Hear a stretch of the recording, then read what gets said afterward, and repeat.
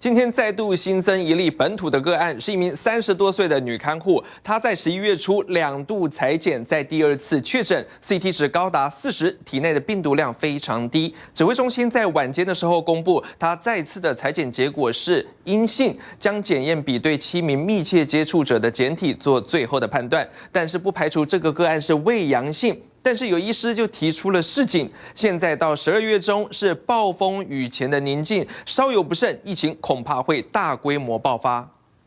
国内疫情连续2天都有本土个案，5号台北市新增一例，案16547，是印尼籍30多岁女性，长期在台工作。11月1号因工作需求采检阴性，4号再次因公采检，在5号确诊 ，CT 值40。她应该是属于在做相关的照护的工作。前一次的采检是因为要进到医院去陪伴。这名女看护9月的时候曾经打过1剂 AZ 疫苗，但特别的是，指挥中心检验她的抗体，验到打疫苗之后的 S 抗体，却没有验到感染之后会产生的 N 抗体。医院他们自己分析，大概有1成到2成的这样的个案是可能在轻微感染之后是不会产生任何抗体。目前觉得高度应该是旧案，第2次的 PCR 出来，我们大概就会研判。目前指挥中心已经匡列这名女看护的接触者5个人居家隔离。专家认为，不管新案旧案，都应该追查感染源。如果说他的抗体还是阴性，那么他可能是新案，也可能，所以必须呢在做。 几天之后再做进一步的 PCR 检测，才能确定。医师沈正南更警告，台湾已经踏上国境解封之路，现在到12月中要注意，可能是暴风雨前的宁静。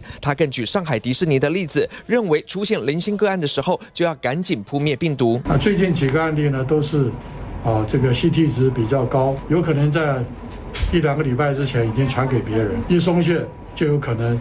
1传10，10传100，一直都是有这样的可能性所以我们应该要戒慎恐惧，但也不需要这么的悲观。社区藏黑数的状况有多严重，无从得知。专家呼吁民众务必做好自身防疫，别掉以轻心。记者周天杰、王一仲台北报道。